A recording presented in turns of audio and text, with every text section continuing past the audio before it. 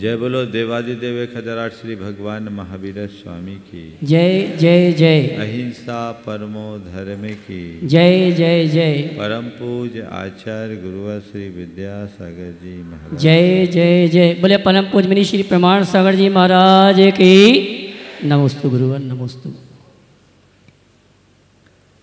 धर्म हमारे जीवन का अंतरंग तत्व है, लेकिन वैयक्तिक स्तर पर किया जाने वाला यह धर्म जब तक सामुदायिक रूप धारण नहीं करता तब तक पल्लवित नहीं होता। इसलिए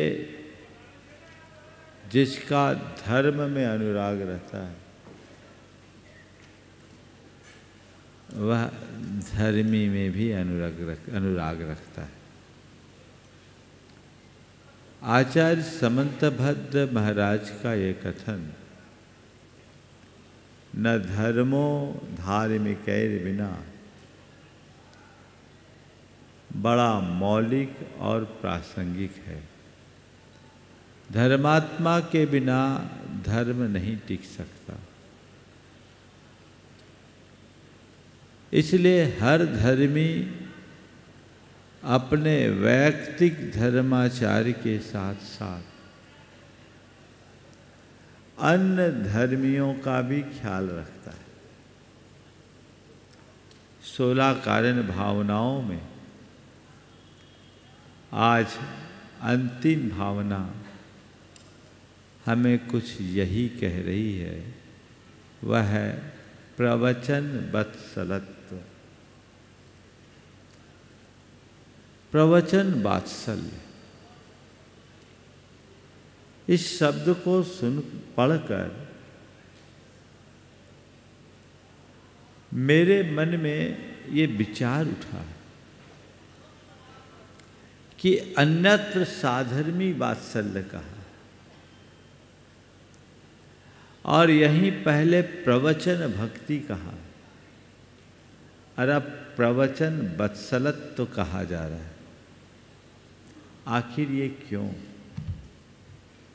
साधर्मी के प्रति वात्सल्य का शब्द का प्रयोग न कर प्रवचन के प्रति वत्सलत्व का प्रयोग क्यों किया जा रहा है? जब हम प्रवचन की बात कहते हैं तो प्रवचन का अर्थ आगम होता है, लेकिन यहाँ प्रवचन शब्द से आगम न लेकर आगमानुसार आचरण करने वाले अपने साधर्मियों को लिया गया। क्यों लिया गया? केवल इसलिए कि शास्त्र के वचनों को जीवंत यदि कोई रखता है तो वो धर्मी ही रख पाता है। इसलिए जब तक धर्मी है तब तक धर्म है, तब तक शास्त्र है। बोले उनके प्रति वात्सलत्व रखो, और वात्सलत्व एक प्रकार की भक्ति है। इसलिए मैं इसे साधर्मी वात्सल्य नहीं, इसे साधर्मी भक्ति के रूप में देखता हूँ। साधर्मी के प्रति सद्भाव रखना, साधर्मी के प्रति स्नेह भाव रखना हमारे जीवन का मूल तत्व है, और यही साधर्मी वात्सल्य की श्रेणी में आता है। इसके आधार पर हम अपने व्यक्तिगत धर्म को तो विकसित कर ही सकते हैं, धर्म की परंपरा को भी आगे बढ़ा सकते हैं। तो धर्म और धर्म की परंपरा को आगे बढ़ाने के लिए हमें साधर्मी वात्सल्य जैसे गुण को ध्यान में रख करके चलना चाहिए। इसे हम देखें तो इसकी शुरुआत हम घर परिवार से करें। घर परिवार से लेकर सर्व समाज तक हमारे अंदर जब तक स्नेह वात्सल्य न हो तब तक अपने जीवन को हम सुव्यवस्थित और सुगठित नहीं कर सकते। आज 4 बातें आप सबसे कहूँगा। अगर घर परिवार और समाज में हमें सद्भाव और एकता बनाए रखना है तो 4 बातों को ध्यान रखें। सबसे पहली बात स्नेह, दूसरी बात समादर, तीसरी बात संरक्षण और चौथी बात सहयोग।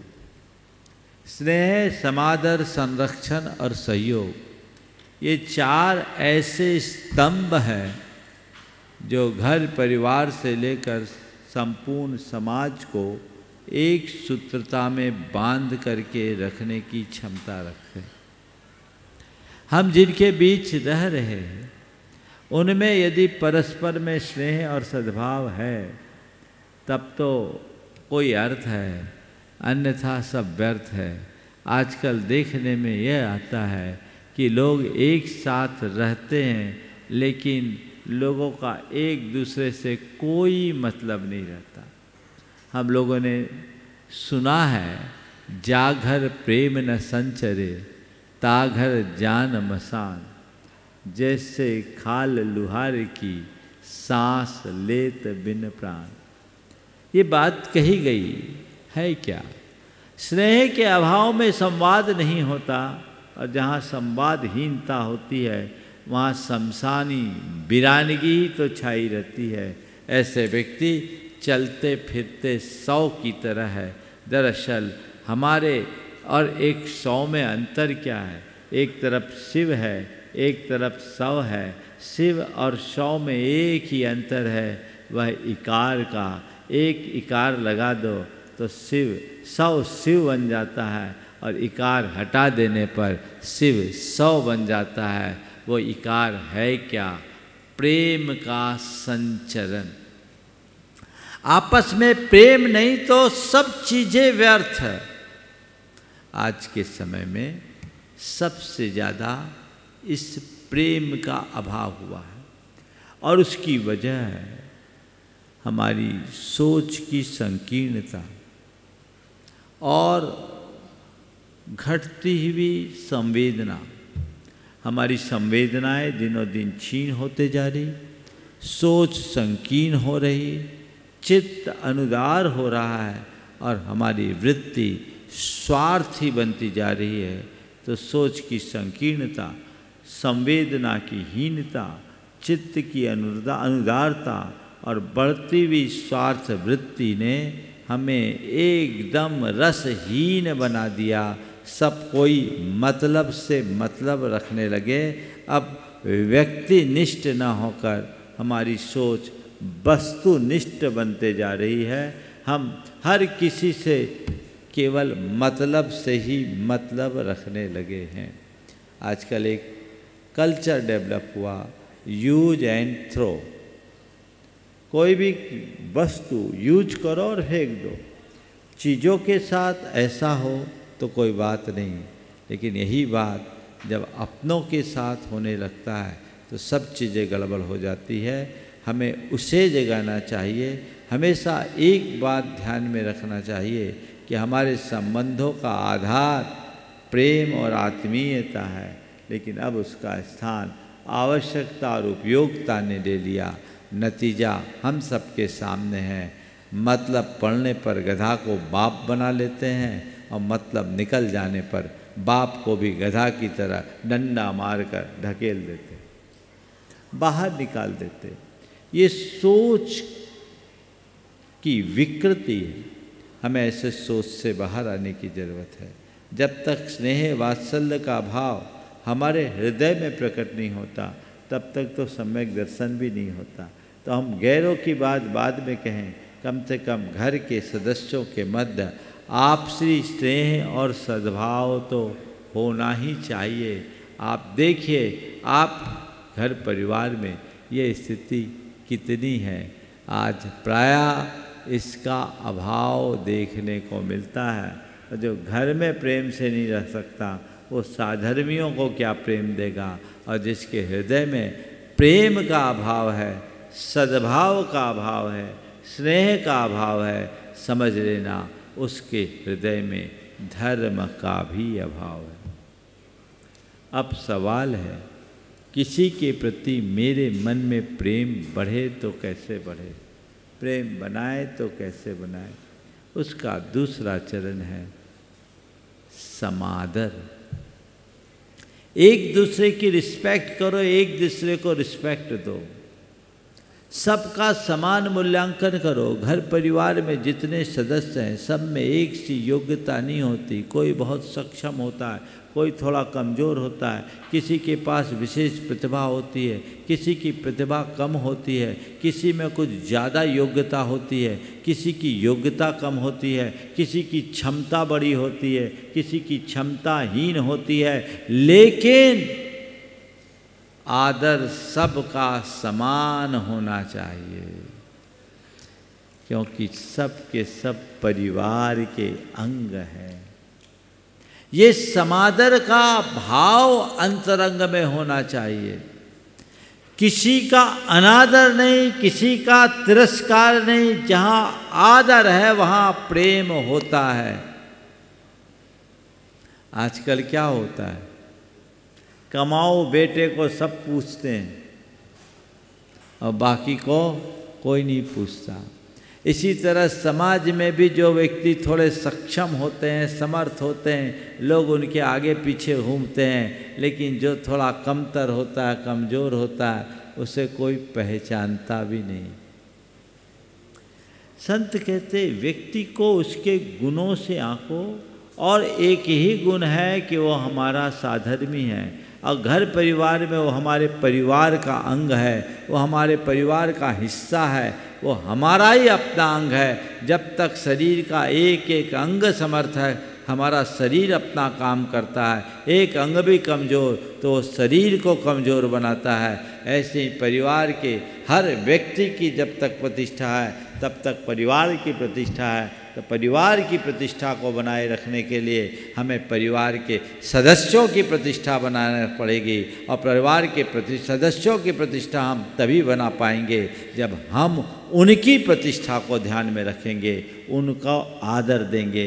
इसी तरह समाज के सभी सदस्यों के प्रति हम जब तक समादर का भाव नहीं रखेंगे, हम उनके प्रति सद्भाव नहीं करेंगे, तब तक समाज हमारी सुदृढ़ नहीं रह पाएगी। सबका आदर होना चाहिए, सबका सम्मान होना चाहिए, सबका सत्कार होना चाहिए, सबके प्रति सद्भाव होना चाहिए। तब कहीं जाकर हम चीज़ों को व्यवस्थित करने में समर्थ हो सकेंगे। ये सद्भाव समादर आजकल कम दिखता है, लेकिन जो सच्चा धर्मात्मा होता है उसका साधर्मी के प्रति क्या दृष्टिकोण होता है। मैं एक प्रसंग आपको बताना चाहूँगा। सेठ सुगंधास जी हुए हैं, नहीं, उनके पिताजी थे लाला हरजस राय जी। जयपुर दिल्ली के एक बड़े सेठ थे लाला हरजस राय जी, जिन्होंने धर्मपुरा का पूरा मंदिर बनाया। और ऐसा मंदिर, पूरा मंदिर बनाने के उपरांत उसकी सीढ़ियों का काम छोड़ दिया और कलश का काम छोड़ दिया। लोगों ने पूछा काम क्यों बंद हो गया? बोले मेरे पूरे पैसे ख़त्म हो गए, अब क्या करूं?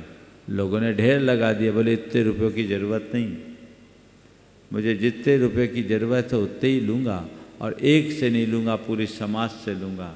और उन्हें हर घर से एक एक रुपये लिए, जो बचा उससे मंदिर का काम पूरा कर दिया।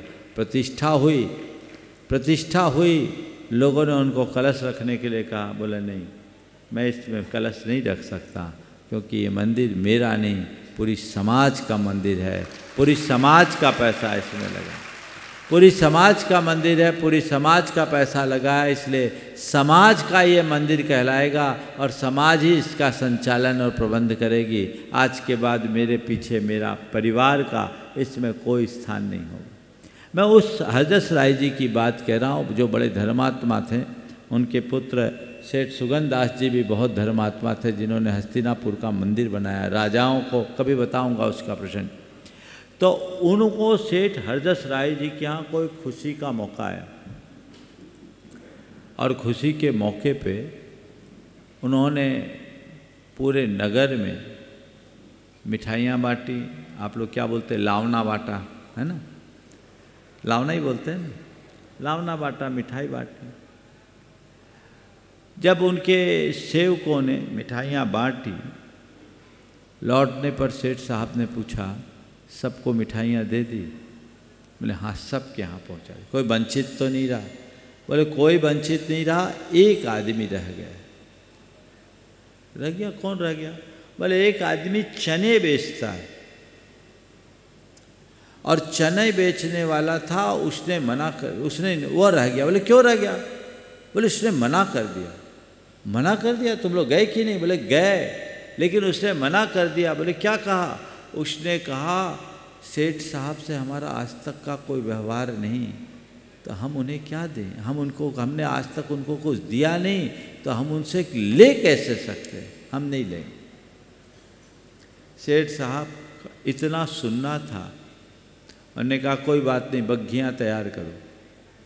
बग्घी तैयार की और मिठाइयों के टोकने उनने लगवाए अपने बग्घी पर, और अपने सेवकों के साथ सीधे उस चना बेचने वाले के दुकान पर चले गए और जाते ही बग्घी से पहले कुछ पहले उतरे और सीधे उसकी दुकान पर गए और जाते एक मुट्ठी चना फाँक गए। एक मुट्ठी चना फाँक गए और कहा प्यास लग रही, थोड़ा पानी पिलाओ। अब वो तो चना बेचने वाले के तो पांव तले जमीन खिसकने लगी कि ये क्या करे, इतना बड़ा सेठ आज मेरे दरवाजे पे आया, वो भी अनायास, और मुझसे पानी पीने की बात करा। पानी कैसे पिलाऊं? सुराही भी टूटी सी है, कैसे पानी पिलाऊं? उसके संकोच को भांपते हुए सेठ साहब ने उसी क्षण खुद आगे बढ़कर अंजलि बनाकर ओक से पानी पी लिया बिना गिलास के। और पानी पीने के उपरांत उनका इशारा पाते ही उनके सेवकों ने मिठाइयों की टोकनी आगे कर दी और कहा ये छोटी सी भेंट है, कृपया स्वीकार कर मुझे कृतार्थ कीजिए। ये छोटी सी भेंट है, कृपया स्वीकार कर मुझे कृतार्थ कीजिए। उसने कहा सेठ साहब मैं बहुत शर्मिंदा हूँ आपकी इस भेंट को स्वीकार करने में, क्योंकि मैंने आज तक आपको कुछ दिया नहीं, तो आपका ले कैसे सकता हूँ। मैंने आज तक आपको कुछ दिया नहीं तो आपका ले कैसे सकता हूँ। सेठ साहब ने तत्क्षण कहा कैसे कहते हो कि आज तक मैंने आपका कुछ नहीं लिया, अभी अभी मैंने आपका खाया है और पिया भी है, तो जब मैं आपका खा सकता हूँ पी सकता हूँ तो आपको इसे स्वीकार करना चाहिए। सेठ जी की बात सुनते ही वो उनके चरणों में गिर पड़ा, लेकिन सेठ जी ने लपक कर उसे उठाया और अपने छाती से लगाया। कहा तुम मेरे साधर्मी हो, तुम्हारा स्थान मेरे हृदय में है, चरणों में नहीं। हमें साधर्मी को गले लगाना चाहिए। यह है साधर्मी के प्रति वात्सल्य। आप कितना आदर देते हो? बोलो किसी को ऐसा आदर? ये तो साधर्मी भाई के प्रति कितने बड़े सेठ का दृष्टिकोण, तुम्हारा सगा भाई होगा तो शायद इतना आदर देने की बात तो बहुत दूर की है, उसे भाई कहने में तुम्हें संकोच होगा। और आज के तथा कथित श्रीमंतों का यही हाल है। अगर भाई की हालत कमज़ोर है तो उसे पहचानने में भी उनको तकलीफ़ है, हमारी हेंटी हो रही है। और भाई की बात तो जाने दो, बाप को बाप कहने में संकोच होने लगा है लोग। ऐसे लोग क्या धर्म करेंगे? जिनके हृदय में धर्म होता है, धर्म का मर्म होता है, वे अपने जीवन में इन बातों का पूरा ध्यान रखते हैं। वो बाकी बातों को गौन करके चलते हैं। जो अर्थ को ही सर्वस्व मानते हैं उनके जीवन में ये बातें नहीं दिखेगी, लेकिन जिनके जीवन में परमार्थ है वे इसी बात को देख करके चलेंगे। जिनके जीवन में परमार्थ होता है वो इस बात को महत्व देते हो, व्यक्ति को नहीं उसके गुणों को महत्व देते हैं। आज हर व्यक्ति के हृदय का जो रत्नत्र है वही उसके जीवन को मूल्य और महत्व देता है। तुम मेरे साधर्मी हो, तुम्हारे लिए मेरे हृदय में स्थान है, इसी का नाम प्रवचन वत्सलत्व है। अपने भाई को भाई की तरह समझो, उसे गले लगाओ। इसलिए मैं कहता हूँ वात्सल्य का भाव जगाओ, साधर्मी को गले लगाओ। अंतरंग में ऐसा वात्सल्य भाव जगे और साधर्मी को गले लगाने की मनोवृत्ति अपने भीतर विकसित कीजिए। आदर देना शुरू कीजिए, किसी की उपेक्षा नहीं, किसी का तिरस्कार नहीं। ध्यान रखना, आदर और सम्मान से प्रेम और सद्भाव बढ़ता है और उपेक्षा और तिरस्कार तो केवल नफरत और घृणा को बढ़ाते हैं। समाज में प्रेम और सद्भाव की जरूरत है, घृणा और नफरत की नहीं। और प्रेम और सद्भाव को बढ़ाने के लिए एक दूसरे का आदर करना सीखना चाहिए। आजकल इसका घोर अभाव देखने को मिलता है, परिणाम भी हम सबके सामने हैं। समाज बिखर रही है, परिवार बिखर रहे हैं, घर परिवार टूट रहे हैं, हमारी शक्ति कमज़ोर हो रही है। हमें आदर देना चाहिए और हर व्यक्ति को उसी हिसाब से बढ़ाने की कोशिश करनी चाहिए। हम खुद बढ़े, औरों को बढ़ाने का प्रयास करें। ये चीज़ें जीवन में आनी चाहिए। आप कितने भी बड़े हो, लेकिन आपका बड़प्पन तभी है जब छोटों को भी अपने साथ लेकर के चले। मैं अक्सर कहता हूँ, बड़ा आदमी वो नहीं जिसके पास बड़े साधन हैं, बड़ा आदमी वह है जिसके पास आने वाला कोई भी व्यक्ति अपने आप को छोटा महसूस न करे। होने का यही प्रमाण है।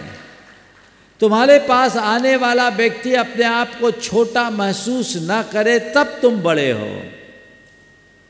और वो कब होगा? जब साधारण से साधारण व्यक्ति को भी तुम सम्मान दोगे, समादर दोगे, उसको उसके योग्य स्थान दो। ये साधर्मी वात्सल्य का एक महत्वपूर्ण अंग है। सद्भाव, स्नेह सद्भाव हो, अंतरंग में सकारात्मकता होगी तो कभी भी उपेक्षा नहीं करोगे। सम्मान से, स्नेह सद्भाव से हम हर व्यक्ति का हृदय परिवर्तन कर सकते हैं। और उपेक्षा और तिरस्कार से हम अपने को भी बैरी बना लेते हैं। तो हमें सम्मान और सद्भाव की मनोवृत्ति अपने अंतरंग में जगानी चाहिए। वो मनोवृत्ति जगेगी, जीवन धन्य होगा। देखिए, अगर मन में सद्भाव है, मन में सम्मान है, तो बिगड़ा से बिगड़ा व्यक्ति भी कैसे लाइन पर आता है, बिगड़ी से बिगड़ी स्थिति भी कैसे सही होती। ये घटना फलटन की है, महाराष्ट्र की। फलटन का एक बड़ा धर्मात्मा परिवार था। उसके प्रमुख 7 प्रतिमाधारी थे, लेकिन संयोग से उसी परिवार में एक सदस्य कुसंग का शिकार होकर व्यसनी बन गया और इतना बिगड़ा कि एक वेश्या के घर जाके रहना शुरू कर दी। आप कल्पना कर सकते हैं कि एक व्रती का पोता बिगड़ जाए और वेश्या के घर रहे, क्या स्थिति होगी। पूरे परिवार को बड़ा दुख हुआ और परिवार ने एक प्रकार से उससे पूरा नाता तोड़ दिया। एक लंबे अंतराल के उपरांत उस परिवार में कोई खुशी का मौका, विवाह का प्रसंग आया। सभी रिश्ते नातेदारों को आमंत्रित किया गया। परिवार के प्रमुख जो व्रती दादाजी थे, उन्होंने एक दिन अपने पुत्रों को बुलाया और पूछा, सबको आमंत्रित कर लिया? बोले हाँ, सभी को बुलाया। बिगड़े हुए बेटे का नाम लेते हुए पूछा, उसको बुलाया? बोले दादा, उसको क्यों बुलाएंगे? उस कलमुहे को बुलाकर हम किसी को क्या मुंह दिखाएंगे? उसने अपने आप को इस लायक रखा कहाँ है जो हम उसको बुला सके? दादाजी ने कहा कि नहीं, खून के रिश्ते इस तरह से नहीं भुलाए जाते। वो अपना ही बेटा है। मैं तुम सबको आदेश देता हूँ, तुम जाओ और उसको बुला करके लाओ। दादाजी, लोग क्या कहेंगे? मैं कह रहा हूँ ना, लोग क्या कहेंगे इसका अभी कोई विषय नहीं। जो मैं कह रहा हूँ ये करना तुम सबका कर्तव्य है। उनका व्यक्तित्व इतना प्रभावी था कि कोई उनकी बात को काटने की हिम्मत नहीं रखता। ठीक है, आप कह रहे हो तो हम जाते हैं। एक सदस्य गया और घर के दरवाजे से कहा, घर में शादी है, दादाजी ने बुलाया है, आना है तो आ जाना।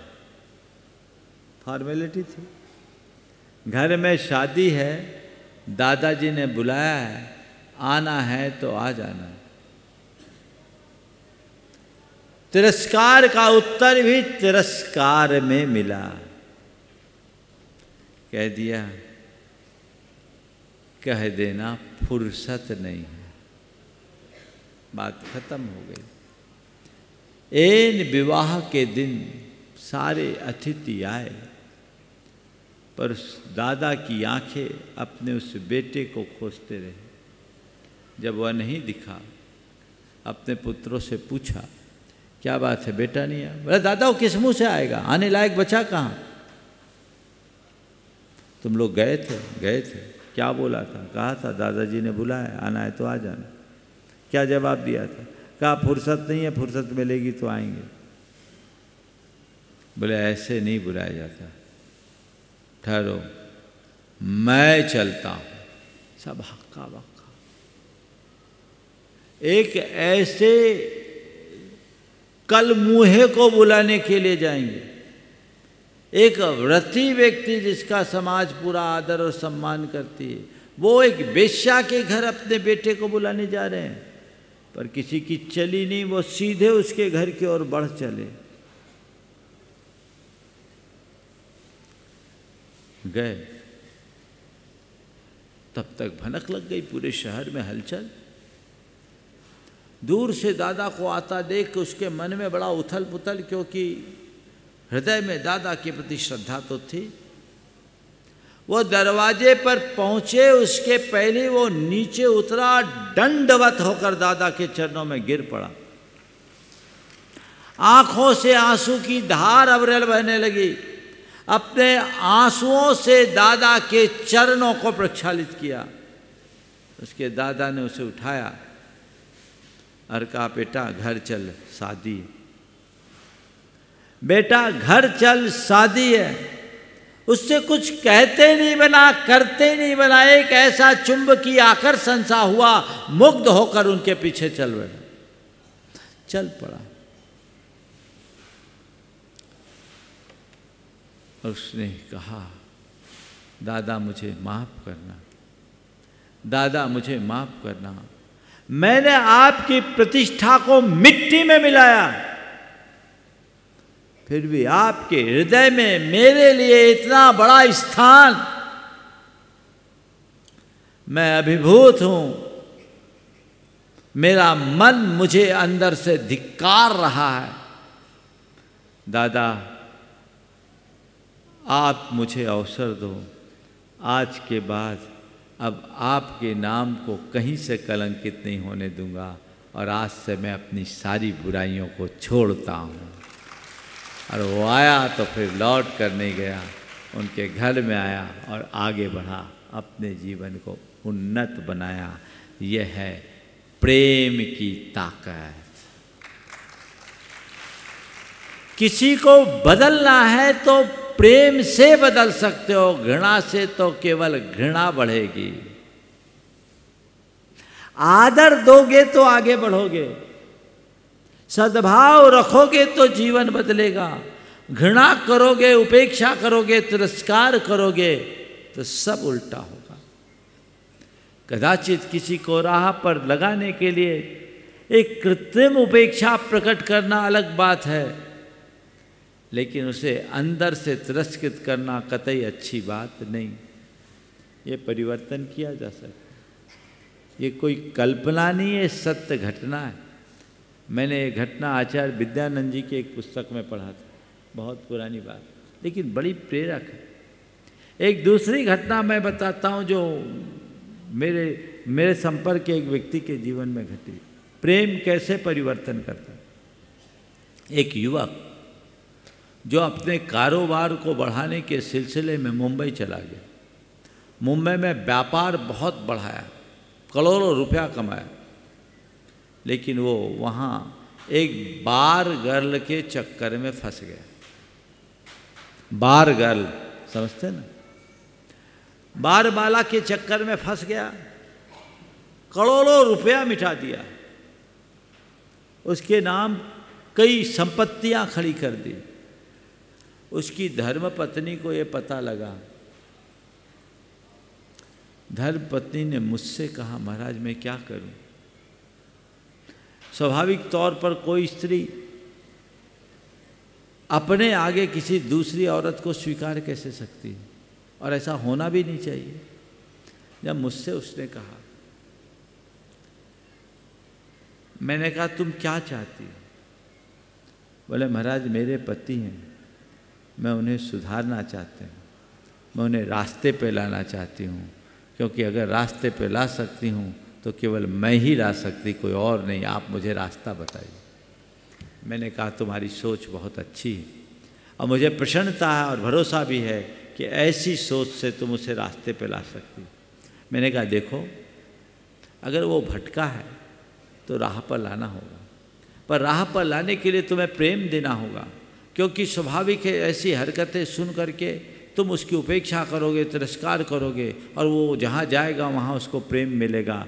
नतीजा ये होगा कि तुम्हारे तिरस्कार से तिरस्कृत होकर तुमसे दूर होता जाएगा और उससे आकर्षित होकर उसके निकट जाता जाएगा। फिर तुम उसे लौटा नहीं पाओगे और तुम्हारे बच्चे हैं, तुम्हारा परिवार है, सब कुछ तहस नहस हो जाएगा। अभी शुरुआत है। ऐसी घड़ी में तुम्हें बहुत धैर्य, संयम और सकारात्मकता का परिचय देकर अपने प्रेम और सद्भाव को मेंटेन करने की आवश्यकता है। उसे मेरी बात जम गई और उसने अपने पति के सामने तय कर लिया कि उसकी बात मुझे करनी ही नहीं। पूर्व की अपेक्षा और प्रेम देना शुरू किया और मन में भाव एक ही, मैंने उससे कहा कि तुम एक ही भावना भाव कि मेरा पति रास्ते पर आए, मेरा पति सही रास्ते पर आए।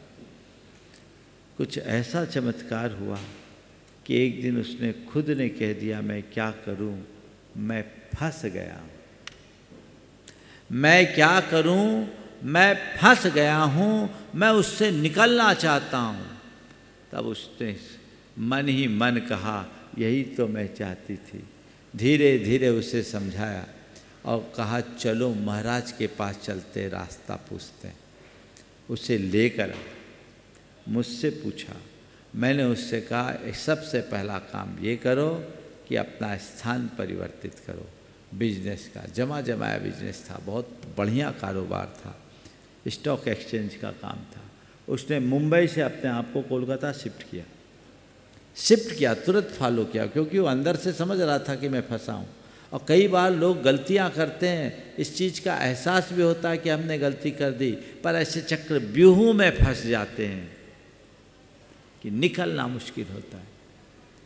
वो मुंबई से कोलकाता आया, कोलकाता में अपना काम जमाया और 1-1.5 साल में ही पूरा चैप्टर क्लोज हो गया। संपर्क तो ख़त्म हो ही गया था, सब बातें ख़त्म हो गई और अब उसका पूरा परिवार बहुत खुशहाल है। पत्नी के प्रेम ने अपने भटके हुए पति को रास्ते पर ला दिया। ये प्रेम की ताकत है। पूरा परिवार खुशहाल है, सब कुछ अच्छा चल रहा है। अगर थोड़ा ये तिरस्कार और उपेक्षा का व्यवहार होता तो क्या होता? दोनों के बीच केवल तलाक होता और क्या होता। इन बातों को अपनाइए, इन्हें जीवन व्यवहार में उतारिए। धर्म हमें यही पाठ पढ़ाता है और जो इन्हें अपना लेता है उनके जीवन में कोई समस्या शेष नहीं बचती। हर समस्या का समाधान हो सकता है। तो स्नेह रखिए, सद्भाव, स्नेह सद्भाव रखिए, समादर का भाव रखिए और फिर तीसरे चरण में एक दूसरे को सहयोग दीजिए। जहाँ जैसी आवश्यकता हो वहाँ उनको सहयोग दीजिए। संरक्षण देने का भाव रखिए, एक दूसरे को संरक्षण दीजिए। जब जिसको जैसी आवश्यकता हो उसे वैसा संरक्षण देना शुरू कर दें तो एक साधर्मी दूसरे साधर्मी को सहयोग दे, एक साधर्मी दूसरे साधर्मी को संरक्षण देना शुरू कर दे तो कहीं किसी के सामने किसी प्रकार की समस्याएं रहेगी नहीं। कर्म के उदय से कई बार कई की हालत खराब हो जाती है, कोई शारीरिक रूप से, कोई पारिवारिक रूप से, कोई सामाजिक रूप से, कोई राजनीतिक रूप से या कोई आर्थिक रूप से पिछड़ जाता है, परेशान रहता है। जहाँ जिसको जिस तरह की ज़रूरत है अपने क्षमता रहते उसका सहयोग करना चाहिए, उसको संरक्षण देना चाहिए। ये हमारा धर्म है। हालांकि कई बार कुछ लोगों का ऐसा अनुभव कि महाराज हमने जिसको सहयोग दिया उसी ने हमको चूना लगाया, ऐसा भी होता। एक ज़माना था जब साधर्मियों को सहयोग देने की वृत्ति थी और एक साधर्मी दूसरी साधर्मी का बड़ा साथ निभाता था। आज पूरे देश में मारवाड़ी है, मारवाड़ी कम्युनिटी बहुत अच्छे से फैली और कहावत बन गई, जहाँ न जाए बैलगाड़ी वहाँ जाए मारवाड़ी। पूरे देश के सुदूर अंचलों तक पहुँचे और इनके अतीत को आप पढ़ लो। आपके इंदौर में तो बहुत मारवाड़ी भाई, इनके अतीत को पढ़ोगे तो राजस्थान से बड़ी विषम परिस्थितियों में सब निकले और आज मारवाड़ी समाज बड़ी समर्थ और सक्षम समाज के रूप में प्रतिष्ठापित है। क्यों? केवल इसलिए कि एक समय में मारवाड़ी को पूरा सहयोग देता था। मैं एक घटना आपको बताता हूँ। जब मैं पश्चिम बंगाल में था, मुर्शिदाबाद की बात है, मुर्शिदाबाद डिस्ट्रिक्ट में मैं औरंगाबाद में था। औरंगाबाद में जैनियों के अभी 25 परिवार और लगभग 125 साल से वहाँ रह रहे हैं। मैंने वहाँ ऐसे ही पूछा, आप लोग कहाँ के हैं? पता लगा ये सब राजस्थान में बाय के थे, शेखावाटी के। वहाँ के अध्यक्ष ताराचंद जी सेठी से जब मेरी बातचीत हुई तो उनने जो बात कही आज आप सबको बहुत ध्यान देने योग्य है। उन्होंने कहा, महाराज हम लोग अत्यंत विषम पारिवारिक स्थिति में, हमारे दादाजी यहाँ आए थे और दादाजी और उनके साथ एक सज्जन और दोनों आए और यहाँ रामपुर हाट में आए हुए थे। रामपुर हाट वहाँ से लगभग 70-1 किलोमीटर होगा। रामपुर हाट में आए और यहाँ औरंगाबाद के एक जागीरदार थे जो श्वेतांबर भाई थे, जैनी थे। उनको मालूम पड़ा कि 2 मारवाड़ी भाई काम की तलाश में यहाँ आए। उनने फौरन अपने आदमी को भेजा और दोनों को बुलवा लिया अपने यहाँ। अभी कोई जान नहीं, कोई पहचान नहीं, केवल इतना पता कि 2 मारवाड़ी भाई काम की तलाश में यहाँ आए हैं। आदमी भेजा, पहले हर गद्दी में एक बांसा चलता था। बांसा यानी रसोड़ा, मारवाड़ी में बांसा बोलते हैं। उस गद्दी में उनका बांसा चलता था। पुराने लोग एक दूसरे को संरक्षण देते थे, बहुत उदार रहते थे, केवल अपने लिए नहीं कमाते थे, अपने ज़रूरत के लिए तो कमाते ही थे, ज़रूरतमंदों का भी ख्याल रखते थे। बांसा निःशुल्क चलता था। हर गद्दी में आओ, रहो, खाओ, गद्दी में सो, बांसा में खाओ। 3 दिन तक बांसा में उनको रखा, बारीकी से देखा, समझ लिया ये हुनर वाले लोग। उनको 2 गठान माल दिया, कहा जाओ बाजार में बेचो, खाओ। उन्हें बेच के दिखा दिया। थोड़े ही दिन में उन्होंने उनको अपना काम दे दिया।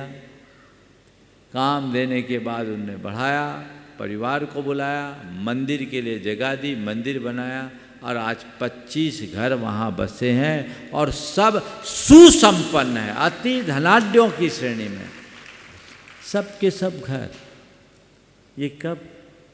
साधर्मी वात्सल्य के परिणाम स्वरूप। आज भी वो उनके एहसानमंद है, आज भी वो उनके एहसानमंद है। तो पुराने समय में ये बातें होती थी। मैं एक स्थान पर था, एक सज्जन, नाम ही ले लेता हूँ, विनोद जी काला। विनोद जी काला एक साधारण से व्यक्ति सामने आया और उनका परिचय दिलाते हुए कहा, महाराज जी, इनका हमारे परिवार पर बहुत बड़ा एहसान है। हमारे दादाजी जब राजस्थान से आए थे तो सबसे पहले इनके ही परिवार ने हमको स्थान दिया था। महाराज, इनका एहसान है। ये सोच रहती थी और आज भी कृतज्ञता का भाव। तो पहले लोग एक दूसरे को साथ देते थे और साथ देने के बाद साथ निभाते भी थे। कोई किसी को सहयोग देता था तो सामने वाला उसके प्रति कृतज्ञता का भाव भी रखता था। आज सहयोग की वृत्ति भी कम हो रही और कृतज्ञता का भाव भी कम हो रहा है। सहयोग की वृत्ति भी कम है और कृतज्ञता का भाव भी कम देखने को मिलता है। या तो कोई सहयोग करता नहीं और सहयोग करता है तो जो सहयोग करता है लोग उसको ही चूना लगा देते हैं। ये गलत है। थोड़ी सी दृष्टि को उन्नत बनाइए, अपने हृदय में धर्म को प्रतिष्ठापित कीजिए। यदि धर्म प्रतिष्ठापित होगा तो जीवन का काया पलट होगा। आज इसकी समाज को बहुत अधिक आवश्यकता है। समाज में संगठन चाहिए, सद्भाव चाहिए, एकता चाहिए। आज एकता खंडित हो रही है, सब अपने अपने अहम को पुष्ट कर रहे हैं। परिवार बिखर रहा है, समाज टूट रहा है। समाज के प्रमुखों को चाहिए कि हम व्यक्ति का महत्व नहीं है, समाज का महत्व है और समाज के व्यापक हितों में हमें अपने व्यक्तिगत हितों को त्यागना चाहिए। अपनी व्यक्तिगत प्रतिष्ठा को गौण करना चाहिए। समाज की प्रतिष्ठा को सर्वोपरि रखना चाहिए। पर मुझे लगता है कि आज लोग अपने व्यक्तिगत प्रतिष्ठा के पीछे समाज की प्रतिष्ठा की बलि चढ़ा रहे हैं। बंधुओं, 16 कारण का आज ये अंतिम प्रवचन तब सार्थक होगा जब हम सद्भाव को अपने हृदय में जगाएंगे। और जैसा कल कहा, इस 16 कारण के ऊपर पूरी एक पुस्तक जीवन विकास की राह, जिसमें 16 कारण के 16 प्रवचन हैं, आप उसका लाभ लेके औरों को उससे लाभान्वित कर सकते हैं। समय हो गया, यहीं पर विराम। बोलिए परम पूज्य आचार्य गुरु श्री विद्यासागर।